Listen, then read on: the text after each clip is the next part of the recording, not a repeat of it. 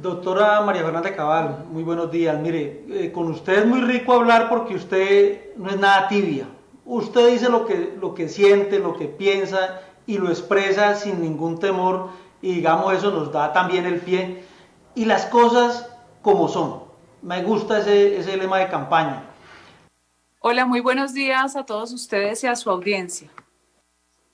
El mensaje es que hay una estrategia de degradación social donde unos creen que tienen más derecho que el resto y se traducen con mensajes de violencia, mensajes degradantes, con señalamientos, siempre contra la fuerza pública, pero no nos cuentan, por ejemplo, que hay una financiación de dineros gigantescos que llegan del norte del Cauca. No nos cuentan cómo han vandalizado y destruido empresas completas, cómo 60.000 empleados se quedaron sin trabajo por cuenta de una toma guerrillera disfrazada de paro. No nos cuentan nada de eso. Entonces, esto se convirtió en una competencia de narrativas para ver quién gana con la verdad. Y resulta que aquí todos vamos a perder, menos los narcos, menos los guerrilleros y menos las milicias urbanas que están muy activas después del acuerdo de paz. Sí, doctora María Fernanda Cabal, con los buenos días. Pero en medio de toda esta jornada de paro nacional, pues ¿no cree usted que de pronto habían pues algunas necesidades sociales y una acumulación de cosas que generó pues de alguna manera toda esta solicitud, peticiones y exigencias de este grupo de jóvenes que si bien es cierto, algunas manifestaciones se vieron opacadas por el tema del vandalismo, nadie puede ocultar eso, pero no siente que también, digamos que hay algo que necesitaban decir esos jóvenes que necesitaban también ser escuchados. O sea que para usted ser escuchado tiene que quemarle la casa al vecino o No, tiene por que eso le quemar pongo policías en claridad vivos. de que reconociendo de No, que no, hubo no, no, actos no, no, no, vandálicos, no. obviamente Las dejándolos de cosas lado. como son. No, no, no. Aquí sin maquillajes. Claro que hay rabia social porque hay Sí, empobrecimiento a eso me en el refiero, a mundo. eso me refiero Sí, concretamente. pero eso no es excusa. Obvio que Entonces, no. si yo me quiebro, ¿tengo derecho a ir a un calle a quemar policías? ¿O tengo derecho a atravesar una barda para decapitar motociclistas? No, no, no. Acá hay un tema desproporcionado de lo que ha querido la narrativa y desafortunadamente la prensa también adorna eso. Es que ahí es violencia policial cuando hemos visto más de 1.500 policías heridos, jamás visto en un tema de violencia urbana. Claro que hay rabia social porque a nadie le gusta quedarse sin trabajo.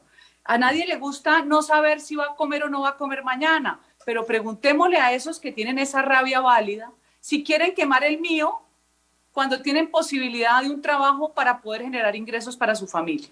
Preguntémosle si están muy felices de irse a pie 5 y 6 horas. Entonces, las cosas tienen una realidad y esa realidad, claro, usted no la puede ocultar, pero esa pobreza usted no la empobrece más con violencia. A esa pobreza hay que responderle con trabajo.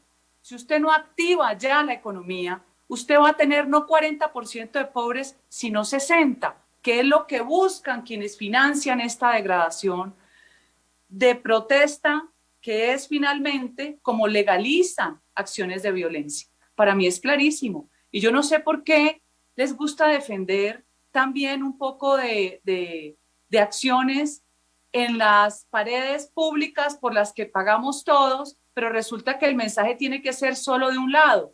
¿Qué tal que yo en ese mensaje me dedicara a agredir a los contrarios? Entonces se vuelve una pelea de quién pinta más y quién pinta menos. Finalmente, como es una guerra mediática, donde los medios y donde las redes sociales juegan el 60%, porque cambian la percepción ciudadana, tenemos que entender la dificultad de los tiempos y saber cómo queremos vivir.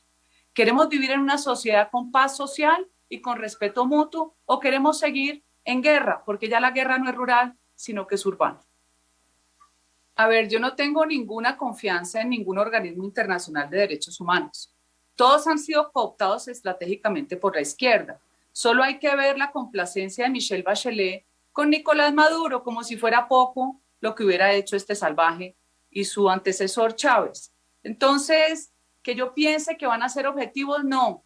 Pero la misión de uno como ciudadano es mostrar cómo 180 noticias falsas derivaron en violencia, cómo a través de decir mentiras que parecen estúpidas, como el tema de que en el éxito había un centro de tortura de jóvenes, se convirtió en vandalismo, en quema y en pérdida de empleos. En cómo, inventándose que había una violación de una niña en Popayán por parte de la policía, fue la excusa para quemar la fiscalía y robarse 14 fusiles y la coca. ¡Oh! ¡Qué sorpresa! Encontramos 14 fusiles.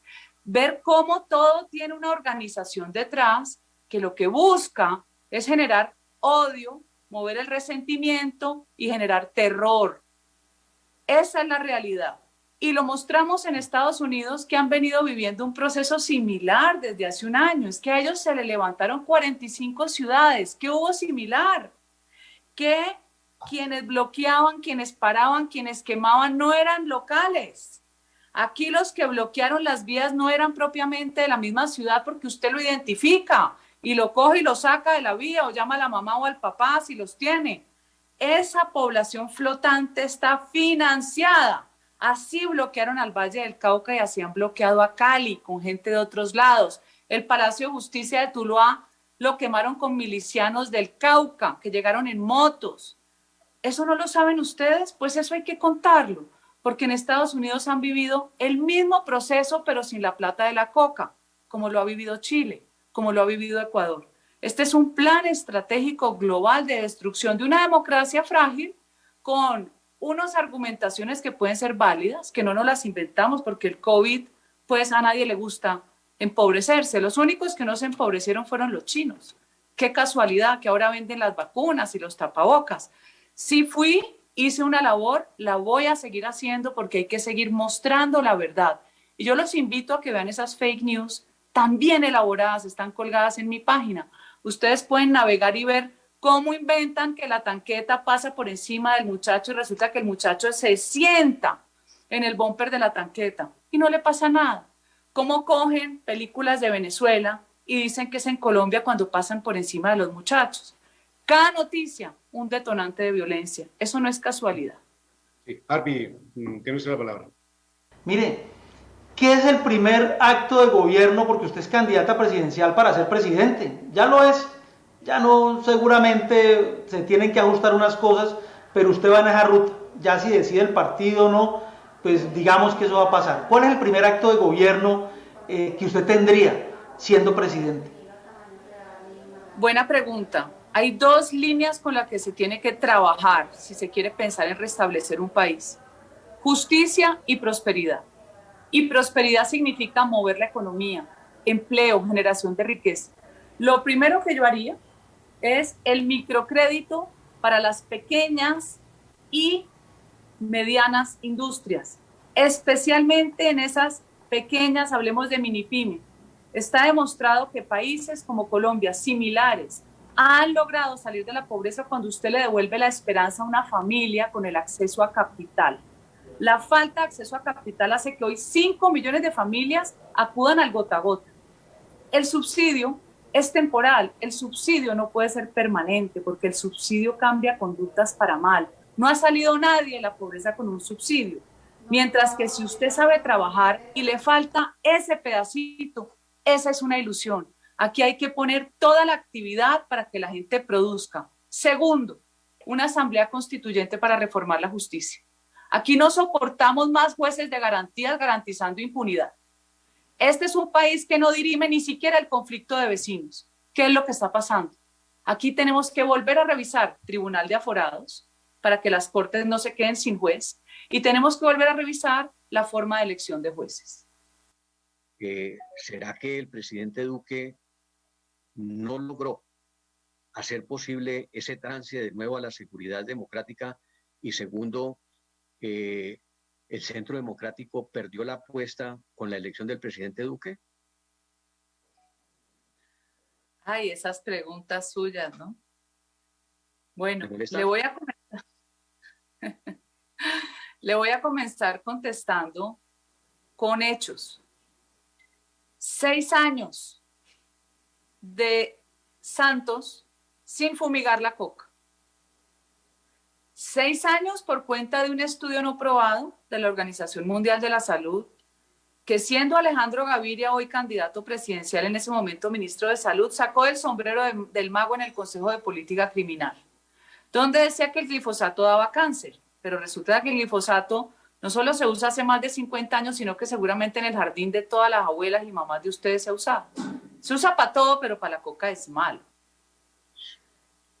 3 años del presidente Duque sin fumigar por cuenta de una sentencia de la Corte Constitucional que se dedica a dar golpes de Estado, donde prohíbe, a menos que se haga una consulta previa, entonces usted al ladrón prácticamente le tiene que consultar si usted puede ir a recuperar sus cosas. Nos someten a toda la sociedad colombiana a consultar a los cultivadores de coca si son indígenas o son comunidades negras, tan chistosos, ¿no es cierto? Esa sentencia es de una tutela del Consejo Comunitario de Novita, y Novita está lleno de ELN y coca. Entonces, si usted solamente sabe eso, ya va entendiendo un panorama muy peligroso. Todos esos años de coca han empoderado a todos los grupos que usted llama paramilitares, guerrilla. Hoy no hay ninguna diferencia. Son narcos, ya ideológicamente no tienen nada que ver ni uno con el otro. Son traquetos, se dividen zonas, pelean, se matan, vuelven y hacen alianzas. Mire lo que pasa en la frontera con Venezuela, en Arauca, con esa decisión de las supuestas disidencias de las FARC, con Gentil Duarte y con Iván Márquez. Todos estos fenómenos son gasolina de la coca, primero. Segundo, la urbanización de la guerra. ¿Qué le critico yo a este gobierno? Que es que en el 2019 nos dieron esta dosis de protesta social. Por eso es que esto no es independiente. Lo que pasa es que ahora la legitimaron con el empobrecimiento del coronavirus. ¿Por qué el gobierno no se preparó con suficiente inteligencia para saber qué estaban tramando? ¿Por qué llegan platas de Venezuela? ¿Por qué entran cubanos supuestamente con un acuerdo con Cuba después de que vuelan 22 muchachos, cadetes de la policía? ¿Por qué permiten eso? ¿Por qué hay una agencia de inteligencia con 500 funcionarios que no sirve? ¿Dónde está la inteligencia del ejército si casi le tumban el helicóptero al presidente Duque? Eso es sintomático y la inteligencia es para protegernos a todos y todos debemos estar expuestos a ser investigados. Aquí no es que ahora el perfilamiento, pues, y sale toda la mamertería que es que me están perfilando. No, uno solo con las redes sociales saben quién es uno y quién no es y si uno no debe, no teme nada. El problema es que se enfrentó a este gobierno que ha sido terriblemente ingenuo a toda una estrategia revolucionaria usando una forma de guerra distinta, que es la guerra de cuarta generación. Tenemos que defendernos hoy, incluso los civiles, respaldando a la fuerza pública, porque el objetivo es destruir la policía, como lo hicieron en Chile y como lo hicieron en Estados Unidos. Entonces le contesto, sí se descuidó la seguridad porque se enfrentaron a nuevas formas de guerra. El no poder fumigar por culpa de la Corte Constitucional y de los inventos de Juan Manuel Santos nos dejó una desproporción en una confrontación donde ellos llenos de dinero. Ya ha visto usted lo que han incautado y aquí en Bogotá 1.800 millones de pesos. Imagínese lo que ha pasado sin incautar para sostener los bloqueos. Entonces, sí, soy crítica de este gobierno por eso. Y la seguridad, además, quiero decirle, debería ser la constante de todos los gobiernos, porque sin seguridad no hay nada, mi querido periodista. Usted no puede ir a trabajar, usted no puede salir de su casa. Es un bien fundante de protección al derecho de la vida. Sí. Doctora Cabal, permítame, Cabal. Sí, Norberto, Nicolás, una pregunta. Pero mire, pero es que lo que dice Norberto en algo tiene y es que aquí vino el ministro de Defensa, que es de su corriente, de su gobierno. Vino el comandante y jefe de las Fuerzas Armadas, el general Zapateiro, y dijo en 48 horas yo resuelvo esto. Y vino el presidente también y ha venido varias veces. Pues usted se aparece ahora también aquí en Cali porque finalmente pues necesitamos que esto se resuelva, este problema se resuelva. Pero mire que no se ha resuelto, perdón. ¿De quién es la culpa? Ustedes acusan, y yo le he escuchado a usted hablando de que los alcaldes de Cali, de Cali, Medellín y Bogotá han sido muy tibios. ¿Qué se necesita entonces para resolver el problema en estas ciudades? Claro, es que el problema se reduce a falta de autoridad. Si usted tiene la norma, usted tiene la Constitución y la ley, aplíquela. Pero usted no se puede dejar tomar el pelo por alcaldes y gobernadores que terminan siendo cómplices como el alcalde de Cali. El alcalde de Cali es absolutamente cómplice y se aupa en el monseñor Monsalve, en este señor Monsalve, en este sacerdote. Darío de Jesús. Darío de Jesús, o como se llame Monsalve, todo el mundo lo conoce. Todo el mundo lo conoce de autos. Esa estrategia de legalizar lo ilegal es una estrategia revolucionaria, está inventada, que es control territorial. A ustedes los querían volver Kosovo, Líbano. Lo que pasa es que usted está muy pelado para acordarse de la guerra del Líbano, de pronto sus compañeros más. Usted divide la ciudad, le iban a dividir en el sur, en el oeste, se iban a tomar la fiscalía porque había 1000 fusiles en el armerillo. Es que, por favor, ¿qué siento yo que les faltó? Contundencia, las decisiones de desbloqueo deben ser inmediatas, pero por ser queridos y apelar al diálogo, y el diálogo es muy bacano, pero usted no puede seguir dialogando toda la vida, porque la dialogadera también es una estrategia de guerra para debilitarlo, y por eso se volvieron estos bloqueos prácticamente murallas de estrategia de guerra. Aquí hubo un sitio a Cali, un sitio como sitiaron a Cartagena en la época de la independencia para dejarlos morir de hambre, para someterlos a la violencia, para encarecer los productos y que el pobre no tenga ni un centavo ni para comprar un huevo. Entonces se demoraron. Crítica. El gobierno le creyó al alcalde Ospina 16 días conversando con el alcalde y la gobernadora también, una falta de autoridad absoluta. Son culpables. Igual el alcalde de Palmira, que dejó quemar el peaje. Igual a varios alcaldes, el de Jamundí. Entonces, ¿en manos de quién estamos? Presionando a un gobierno por la crisis y la presión de los mismos empresarios y de la gente que necesitaba movilizarse. Entonces te digo que sí hay falta de autoridad y la gente pidiendo a gritos autoridad. Senadora, como dicen algunas vallas, ¿usted quiere ser alcalde? ¿Quieren tumbar a Juan Iván Ospina en revocatoria para que usted sea alcalde o no? ¿O usted eso no le juega? Pues yo no estoy pensando en ser alcalde, yo estoy pensando en que uno no puede dejarse someter. Usted no lo puede someter, usted no lo puede secuestrar para que usted no se mueva de su casa. Es que aquí desde el estrato 1 al 6 no pueden ir a salir ni siquiera a comprar media libra de arroz, por Dios. Es que tienen que realizar lo que vivieron porque pudo haber sido peor y puede empeorarse. Ojo con el 20 de julio que ya están planeando volver a destruir Cali. Es una estrategia de guerra, eso se lo inventaron los chinos, guerra popular prolongada. Nos la están aplicando toda. ¿Vamos a dejarnos? Sí. Ya lo hemos vivido antes.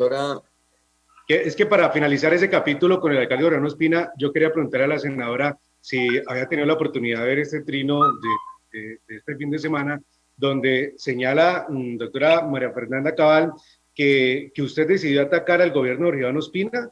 ¿Usted qué opinión le merece este trino del alcalde Iván Ospina? A ver, es que no es atacarlo a él. Él también es instrumento de esta guerra popular prolongada o esta inversión revolucionaria, como se quiera llamar. Él es partícipe porque él a través de un decreto legaliza la ilegalidad. Él está cometiendo un prevaricato. Lo está haciendo en contravía del deseo de una mayoría que quiere volver a la normalidad, quiere trabajar, por Dios. Entonces, él junta y ahora quiere que los bloqueos se vuelvan escenarios de diálogo. Eso todo es para conformar los colectivos, igual a lo que hicieron en Venezuela, legalizarlos, desarman la policía y arman los colectivos. Está inventado. Yo contra ese señor no tengo nada distinto que sentir que él hoy va a ser el protagonista de la destrucción de Cali, del Valle, y si no se le frena, de Colombia. Y sí apoyo la revocatoria de él, y ese señor tiene que responder por toda la corrupción que tiene, que vive prácticamente archivada, durmiendo el sueño de los justos en algún despacho de la Fiscalía. Que responda a él y sus hermanos, que no sé por qué me dicen que su hermano tiene oficina en empresas públicas de Cali. ¿Eso es verdad? Y que Abadía entra y sale. ¿Y ustedes por qué no se dedican también a destapar esa olla podrida? Bonito así, 65 mil millones de la Avenida Sexta, ahora dice que para programas sociales, para la campaña de él y de su hermano, seguramente, habrá que preguntarle. 600 mil millones le autorizó el Consejo de Cali. ¿Cómo los vamos a pagar para que siga destruyendo la ciudad? Ese señor tiene que ser investigado y sus familiares también.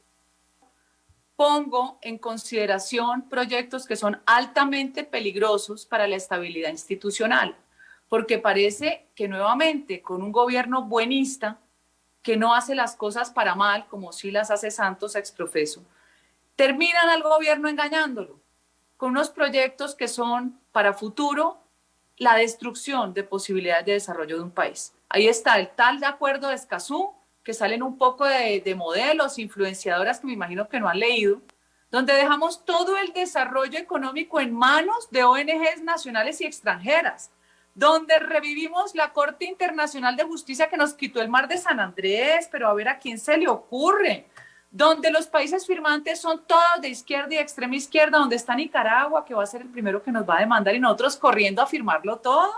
Ya dejemos de ceder nuestra soberanía, ya es suficiente. Después la jurisdicción agraria, la JEP agraria, 400 jueces para resolver conflictos agrarios. Ojalá fuera para titularle tierra a la gente pobre que tiene una posesión o que disfruta mal de una tenencia por la pobreza rural, pero no, es para perseguir la posesión y la propiedad rural. O sea, todo es retorcido.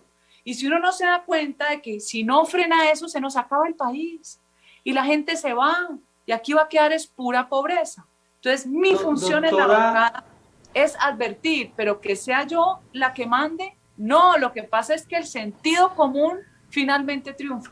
Doctora María Fernanda, muy cortica la pregunta porque yo sé que usted está que se va. Mire, usted la acusan algunos de que ingirió en la elección de norteamericana, pero ahora que se dio según escrutinio la elección peruana con Pedro Castillo, usted también se pronuncia y dice que es de fraude, que esa elección es fraudulenta. ¿Qué le da, no le da vaina que usted luego siendo presidente tenga, digamos, enemigos tan poderosos? Perú es un aliado de Colombia. Con Castillo, ¿usted no siente y no se siente tranquila? Pero claro que no. Es que existe el Foro de Sao Paulo y toda la vida dijeron que nosotros comprábamos la teoría de la conspiración. Y ahora el Grupo de Puebla, donde hace parte Samper, es un grupo de personajes que todos han sido unos investigados y otros condenados por corrupción. Y existe la Internacional Progresista, donde hace parte Gustavo Petro, donde está Baltasar Garzón. O sea, qué horror. Un grupo, es un prontuario criminal ese grupo. Y ese grupo mueve dinero en cantidades porque Venezuela finalmente se volvió una cueva de piratas. Venezuela dejó de ser nación. En Venezuela influye China, Rusia, Irán, y tienen a los cubanos metidos, que fueron finalmente los que terminaron de colonizar hasta el último espacio con sus famosos médicos o el ejército de batas blancas, que a la gente no la atendían en su enfermedad si no votaba por Chávez, porque el comunismo es una enfermedad mental y espiritual que quiere controlar en la vida a todo el mundo. Entonces yo no interferí en ninguna elección estadounidense porque los gringos a veces ni saben dónde queda Colombia. A mí me gustaba Trump, pero yo jamás dije nada contra Biden.